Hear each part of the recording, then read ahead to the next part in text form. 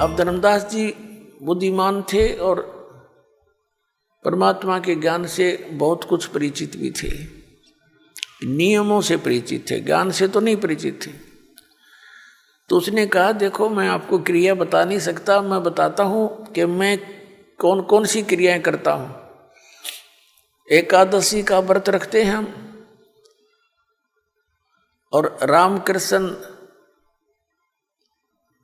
और सीताराम राधे श्याम शंकर भगवान, ये हम गुरु जी ने हमें नाम दे रखा है, वो जाप करते हैं।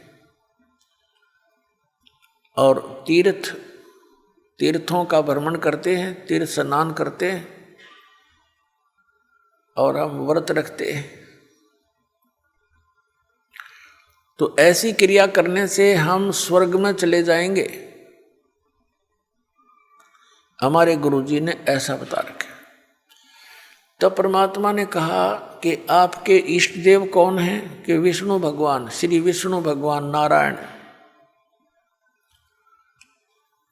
और श्रीमद् भगवत गीता का ज्ञान किसने बोला? जैसा कि आप पढ़ रहे थे, धर्मदास जी ने कहा कि श्री कृष्ण जी ने बोला, जो विष्णु अर्थात भगवान नारायण के अवतार हैं, और यही सर्वशक्तिमान हैं, अखिल ब्रह्मांड के स्वामी हैं, नायक हैं, यही परम ब्रह्म है।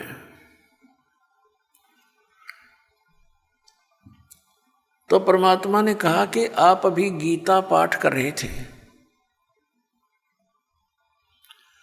गीता के अंदर मैंने और भी कई संतों से सुना है, 18वें अध्याय के 62वें श्लोक में गीता ज्ञानदाता स्वयं कह रहा है कि अर्जुन तू सर्वभाव से उस परमेश्वर की शरण में जा, जिसकी कृपा से तू परम शांति को और सनातन परम धाम को प्राप्त होगा। तो वो परमात्मा तो गीता ज्ञानदाता से अन्य हुआ धर्मदास जी। अब धर्मदास जी को जैसा भी पाठ पढ़ा रखा था इन नकली गुरुओं, धर्म गुरुओं ने, तो वो कहता नहीं जी कृष्ण जी अपने बारे में कह रहे हैं, अपने बारे में कह रहे हैं। परमेश्वर ने कहा कि श्री कृष्ण जी विष्णु अवतार हैं। हाँ, बिल्कुल वही विष्णु जी ही श्री कृष्ण रूप में देवकी जी के गर्भ से जन्मे थे। ठीक है। और गीता जी का ज्ञान श्री कृष्ण ने दिया। हाँ जी। और श्री कृष्ण जी का जन्म होता है, जैसे विष्णु जी का जन्म मृत्यु होता है कि नहीं? वो कहने लगे नहीं, ये तो अजरो अमर है, सर्वेश्वर महेश्वर है। तो शाश्वत स्थान किसे कहते हैं? धर्मदास जी ने कहा कि शाश्वत का अर्थ है जिसका एंड कभी ना हो, सदा रहने वाला। और आप श्री विष्णु जी को अमर बताते हो। गीता जी का ज्ञान भी श्री विष्णु जी अर्थात श्री कृष्ण जी ने दिया बताते हो। बिल्कुल सत्य है, धर्मदास जी बोले। तो परमात्मा ने कहा गीता अध्याय नंबर 4 के श्लोक नंबर 5 और 9 में, गीता अध्याय नंबर 2 के श्लोक 12 में, गीता अध्याय नंबर 10 के श्लोक 2 में आपका गीता ज्ञानदाता कहता अर्जुन तेरे और मेरे बहुत जन्म हो चुके, तू नहीं जानता, मैं जानता हूं। तो ये अविनाशी कैसे हुआ महात्मा जी? अपने आत्माओं जैसा आपने बताया था कि ये पता भी लग जाता है कि सचमुच हम गलत दिशा पकड़े हुए, लेकिन ये पिछला रंग और अहम अभिमान ये काल की मरोड़ी है, यह जल्दी सी ठीक ना होती। पर परमात्मा के पास ऐसी हथौड़ी है, इसने इसी ठीक कर देंगे या कदे नहीं गड़बड़ होगी फिर। तो इस प्रकार परमात्मा ने ऐसे तरीके से उसे प्रसन्न किया, वो सुन्न हो गया। तो परमात्मा ने कहा कि आप तो अजर अमर बताते हो, इनकी तो जन्म मृत्यु होती है। अभी आपने 7वें अध्याय के 29वें श्लोक में पढ़ा कि जो व्यक्ति जरा और मरण से छूटने के लिए प्रयत्न करता है वह उस तत्ब्रह्म से और सारे अध्यात्म से और सब कर्मों से पूर्ण परिचित होता है। अर्जुन ने पूछा 8वें अध्याय के प्रथम मंत्र में कि वो किम तत्परम, कि जिस तत्परम यानी उस परमात्मा की को जानकर प्राणी केवल यहाँ से जन्म और मृत्यु के रोग से छूटने का ही प्रयत्न करता है, वो किम तत्परम, वो तत्परम कौन है फिर? गीता ज्ञानदाता 8वें अध्याय के 3 श्लोक में कहता वो परम अक्षर ब्रह्म है। तो ये गीता ज्ञानदाता से तो अन्य हुआ। अब धर्मदास जी बिल्कुल जैसे सांप सूंघ जाया करे ना, ऐसी स्थिति में आ गया, सुन्न हो गया कति। तो गीता ज्ञानदाता से कोई अन्य भगवान है जिसको जानने के बाद फिर संसार की किसी वस्तु की चाह नहीं रहती। फिर परमात्मा ने बताया कि आपने अभी 8वां अध्याय पढ़ा, 8वें अध्याय के 5 और 7 श्लोक में गीता ज्ञानदाता अर्जुन को कह रहा है कि तू मेरी भक्ति कर, मुझे प्राप्त होगा।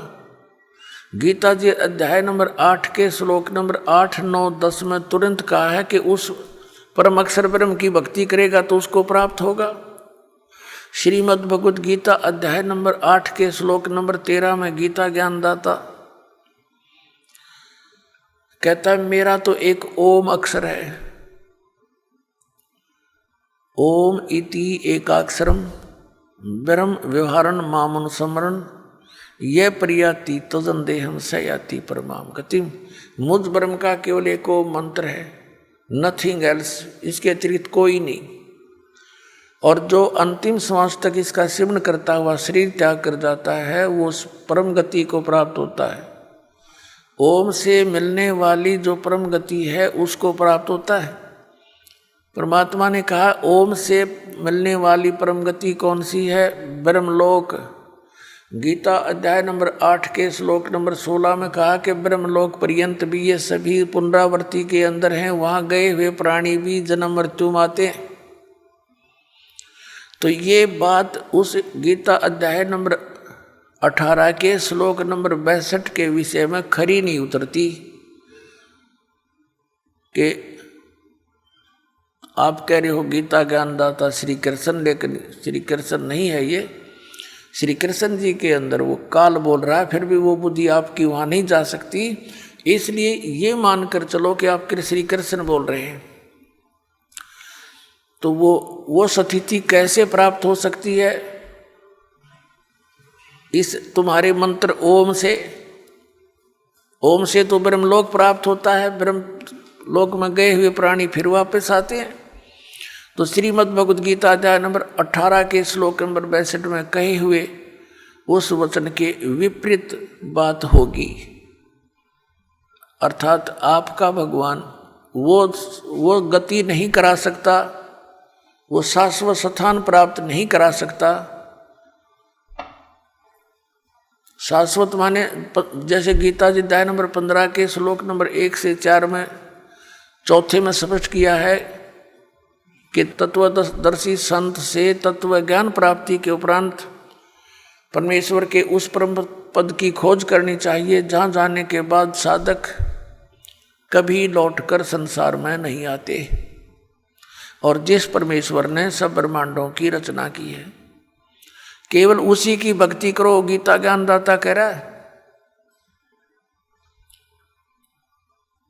और आपके भगवान का ओम नाम के जाप से ब्रह्मलोक प्राप्ति, ब्रह्मलोक में गए हुए प्राणी फिर पुनर्वर्ती माते हैं, जन्म मृत्यु होता है। 8वें अध्याय के 8, 9, 10 में गीता ज्ञानदाता कहता है उस परम अक्षर ब्रह्म की शरण में जा, उसकी भक्ति करेगा तो उसको प्राप्त होगा। और उस परमात्मा परम अक्षर ब्रह्म के मंत्र का गीता अध्याय नंबर 17 के श्लोक नंबर 23 में कहा कि ओम तत्सत इति निर्देश ब्रह्मण त्रिविद समर्थ। उस सच्चिदानंद घन ब्रह्म का यानी परम अक्षर ब्रह्म के मंत्र को पाने का ओम तत्सत इस 3 मंत्र की मजदूरी है। अपने आत्माओं, ये जो नाम आपको दिए गए हैं, जैसे इन काल के दूतों से विशेषकर राधा स्वामी पंथ, जय गुरुदेव पंथ, धन धन सतगुरु सच्चा सौदा पंथ, सिरसा वाले, इन्होंने क्या ज्ञान दे रखा कि हमने केवल परमात्मा, हमने सतपुरुष की भक्ति करनी है। और ये पांचों नाम ये काल के जाप कर रहे थे, ओंकार, निरंकार, ज्योति निरंजन और सोहम और सतनाम। अब जब तक ये सोहम नाम अधिकारी से नहीं मिलेगा तो ये उल्टा रिएक्शन करता है, ये काम करेगा ही नहीं बिल्कुल। और बाकी ये सारे सतनाम कोई जाप नहीं होता, सतनाम सच्चे नाम की तरफ संकेत है जो 2 अक्षर का है। अपनात्माओं, ये विशेषकर धन धन सतगुरु सच्चा सौदा सिरसा वालों ने इस बात के डर से कि आम व्यक्ति ये कहने लगा कि नाम तो ये तुम जाप कर रहे हो ज्योति निरंजन काल के, सतलोक कैसे जाएंगे? तो उन्होंने नाम बदल दिए। घर की बहीर काका लखनिया नाम बदल लिए और अकाल मूर्त शब्द स्वरूपी राम सतपुरुष कर लिया। अब ये कहीं प्रमाण है इन मंत्रों का किसी महापुरुष ने जाप किया और वो पार हुए हों? फिर ये क्या एक अज्ञान थ्योरी बनाते हैं कि संत कोई भी नाम दे दे उसी से पार हो जाएगा, घर का राज बना रखे। अरे आम का पौधा बोना है, आम का बीज गुठली लेनी पड़ेगी, वो ही बोनी पड़ेगी। अगर बबूल के बीज बो करके ये मानने कि हम कोई बीज बोलो आम ही का पौधा बन जाएगा, तो इतनी भूल है हमारे इस अध्यात्म मार्ग की।